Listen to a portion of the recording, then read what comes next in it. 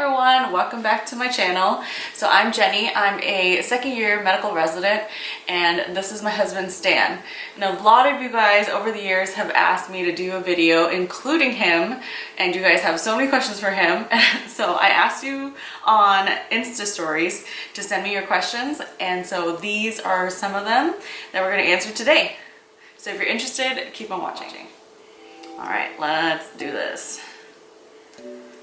Okay, I guess let's do with the most common question first.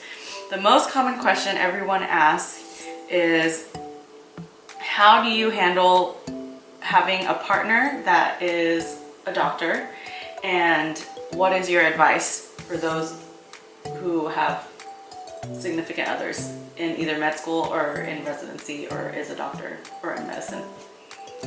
How do I handle it? I would say a lot of patience, because you're gone most of the day. I mean, even when you get home, you knock out. Sometimes for an hour or two while I cook. The advice would just be having a lot of patience and understanding. You can never get frustrated with them because it's not their fault. That is correct. I think it's our personalities as well. If you know that you're the type of person who needs to be with their significant other all the time, then dating someone in med school, dating someone in residency is going to be really, really hard, because sometimes throughout the day I can't text Stan at all. Like, I'm busy seeing patients, like one right after the other, and after that I have to write my notes. So in between that time, maybe I'll text him and say, hey, I'm going to be really late today.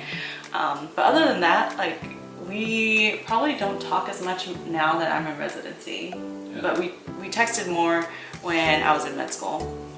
And also, like, we were long distance all throughout our relationship. Like, I lived in San Diego, he lived in Fresno, and then I got into med school, and then he stayed in California, and then I was living in Washington. So I think we're just both really independent people, and that's how we make things work. I agree. Next, the most common question I get all the time is, what do you do for a living? Okay, currently I'm a realtor in the area that we live in. Just be like, currently I'm a realtor, I sell houses. Alright, currently I'm a realtor, I sell houses, and I'm also always looking for investment opportunities as well. Alright. So mature. These are obvious questions. Are you proud of me? Of course I'm proud of you. I mean, who wouldn't be? Another question. Do you want to have more kids? We've talked about this, and I think we both came to an agreement that maybe one more kid. And if that doesn't work out, then possibly adopting, or even adopting afterwards, who knows? But yeah, we'll probably just adopt another kid. I don't want to be pregnant again. I mean, if you can be pregnant, would you do it? Would I do it? I don't know. For another kid? It just doesn't go through my head. It's not possible, so. But if you wanted another kid and you can be pregnant? It's not that important to me. Okay, then we'll have one kid. Then we'll just have one kid, and that's fine. But we want two kids. No, don't say, I'm fine with just Wyatt. You want to. No, you want to. I'm okay with just Wyatt. No. I'm okay with just Wyatt. Oh, okay, here's a good one. What does Stan think about your vlogging? By the way, I love your videos, Jenny. Well, to be honest, at first I didn't understand it, so I didn't care for it. I didn't like it because it took time away from her as far as her job and everything else, her school. I feel like it just took time away that was pointless. But now that I see the fulfillment and, you know, just the person that's made her, that I feel like she appreciates all of you a lot, and it helps me appreciate all of it. So I think that's sweet. What? I thought you were gonna be funnier now that you drink some, but you're still like super uptight. What is one book that you've read that affected you in a way, or you just liked? Oh, okay. Well, the book read together is 5 Languages of Love. So We didn't even really finish it though. we didn't finish it because That's Stan's fault. it started out great, and it started out that we understand that you have a different love language and I have a different love language, but after a while, kind of. After a while, he was just like, "It's too much pressure." Yeah, I feel like it really puts the pressure on your love language and really puts pressure on my love language instead of just letting everything flow. What does that even mean? Instead of just not concentrating on it, just letting it go and just enjoying it. Instead of being like, oh, this is your love language, I have to act this way, I have to do this, I have to do that. And for you, that's the whole point of the book. He's obviously not taking it on his end, right? Yeah. So for me, I'm like, oh, this is, Stan loves cuddly love, you know? Like, he likes it when I tell him, I appreciate you and you did so well today. And like, he is happier when I say those things. When they're genuine, yes. Not when you're forced to because of the book. That's the problem, I think. No, I feel like I say those things, like I would normally just show you in another way, like try to clean, like, so Stan is a really clean person. Like, he likes the house to be spotless and everything in its right place. And for me, I'm like so tired that I like the house to be that way, but I'm too tired to clean. Like, I'd rather sleep than clean. And I feel like the way that I would show you love is that you go to work, and if it's my day off, then I will clean the house. And I don't usually do that. But instead, like, I feel like you would like it more if I just left the house a mess and you came home and be like, oh my gosh, I'm so proud of you, babe, that you went to work today and like you sold these houses, like you did such a good job. Like, I feel like you would feel happier if I said those things as compared to you cleaning the house. No, I would appreciate both of them, so. But I feel like you would appreciate the other one more. I don't know what I'd appreciate more, but I feel like as long as you have my back, then that's what matters. No. That's not what the love language book is about. That's not what it's about. Okay. Good thing you can edit this. What is your favorite thing about Wyatt? Favorite thing about Wyatt is everything. Come on, you're so lame. You have to explain, like, a lot of people don't know Wyatt. You have to explain, like, what is everything about him that's so amazing. Well, I mean, everything about your son is going to be amazing, but yeah, but you gotta give specifics. The times that he laughs and the times that he has fun, the times that he dances, that's probably the most enjoyable. Or just like when he said, like lately he's been saying, oh no, like when he says like clear words like that, I mean, it's just so gratifying, and it's just like a different feeling that as a parent you would only understand, I feel like. Yeah, he's growing so fast, I feel like. He's growing really fast. He's learning new things every day, and it's just nice to see and watch this thing that you've created grow. Another person says, hi Stan, you are such a gentleman, ... Really adore you, ! Exclamation mark. And that's it, not a question. Just a statement. Thank you. Because I know you like it. That's the 5 languages of love. Stupid. Okay, here's another one. What's your favorite color? Favorite color is gray. Maybe blue, but gray is the main one. Or black, or white. Gray, black, white, blue. Yeah, those 4. Neutral colors. We're pretty simple here. Who does most of the cooking? I would say I do about 90%. 90%? Okay, 80%. Maybe 85% of the cooking. That was the only question? It wasn't just cooking? Yeah. But I have learned a lot of recipes from her. Dude, the majority of your recipes are my recipes. No, not majority. We discussed this already. Not majority. Your enchiladas are yours. Spaghetti is mine. Spaghetti is yours. Tacos are mine. Enchiladas. You already said that. I said enchiladas. What else? Your mom's dish is mine, kind of, because I introduced that to you. Your mom introduced me to that. Had nothing to do with you. My mom is for me. But yeah, she's definitely taught me Chicken, a lot. I taught you how to marinate that. Yeah, taught me how to marinate stuff in general. And fried rice. You make fried rice. I don't make fried rice. I know, I make fried rice. And the stuff I do. Okay. Lots of things I taught you how to You make. make fried rice, you make pork chops.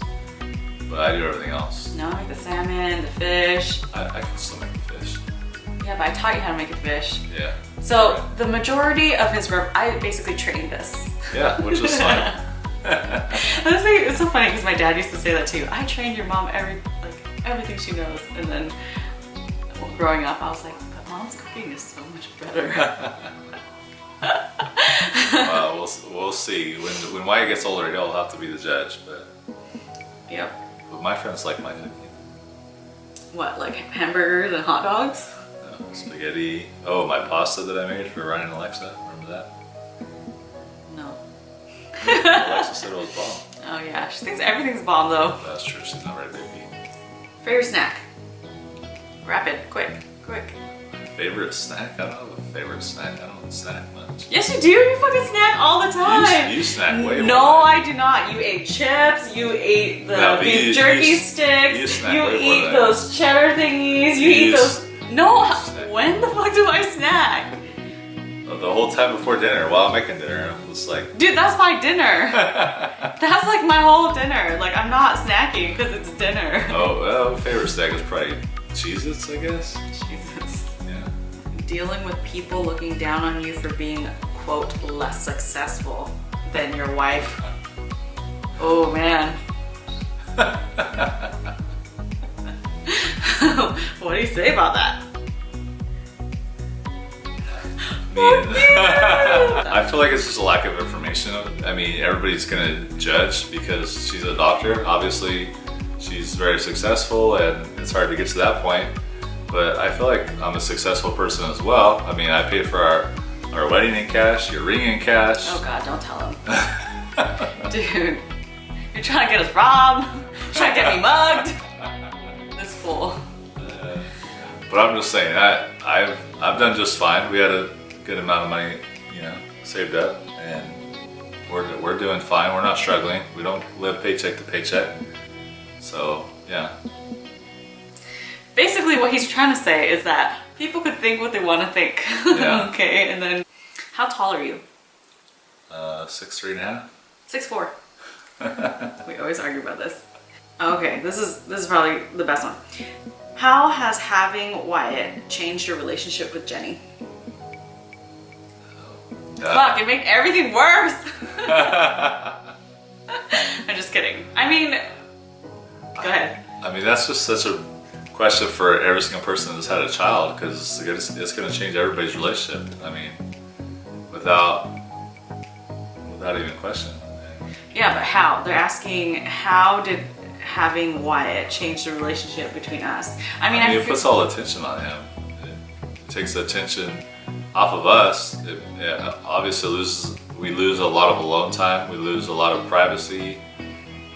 Yeah, I feel that now that we have Wyatt, it's just like I have so much love that I'm dedicating to this little thing that this kind of goes on the back burner. Like on top of my crazy work schedule, working like sometimes 17 hours a day, coming home, like the only thing I can really think about is like food, Wyatt, or actually I should go like Wyatt, food, sleep, and then Stan.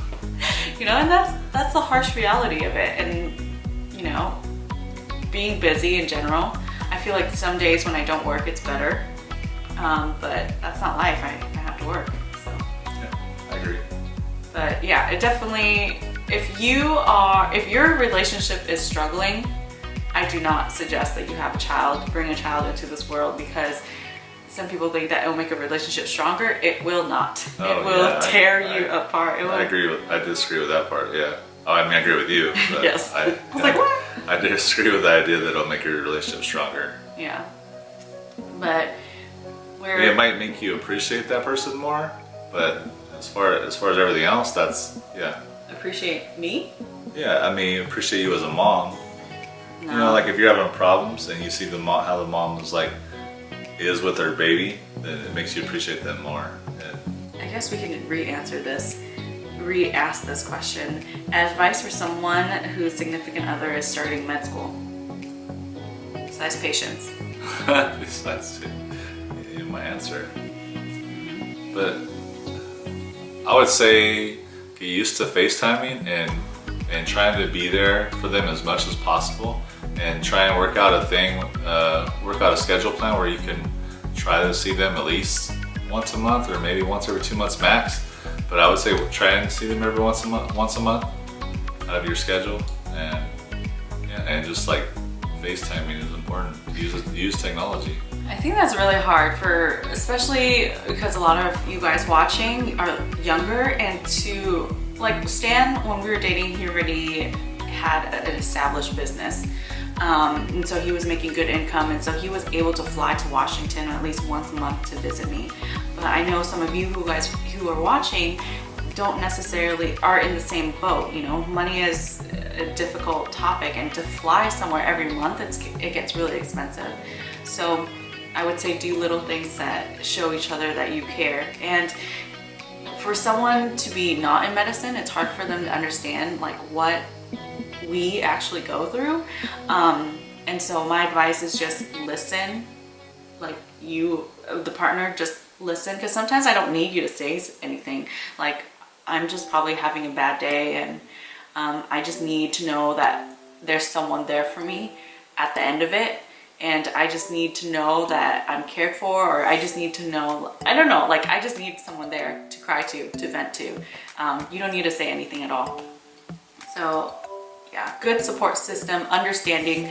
Don't be one of those people who are like, what were you doing? Why didn't you call me? I texted you an hour ago. Yeah, that'd be horrible. No, but I'm saying as far as towards you, I feel like a person that's in my shoes should never put pressure on you as far as your time and whatever. Just respect your time, because you have to know that you're knee deep in everything at school. Agreed. Last one, it says, I've been following your wife's channel for a while, and I can tell you are a great dad. Thank you. I try. I mean, I would hope so. I mean, I feel like I am. And it's not really a question. It's just a statement. Well, I feel like I am. I feel like I'm a great dad. That wasn't a question. All right, guys, I think those are all the questions we have time for today. Thank you all for watching. If you guys have any more questions, leave them down in the comment section below. Stan is one of those sneakers that he will read your comment on the slide. So he will read your comments, and maybe he will reply to them. So go ahead and drop those comments down below. Once again, thank you guys all for watching. Thank you for supporting us. If you haven't already, please subscribe, and I'll see you guys next time.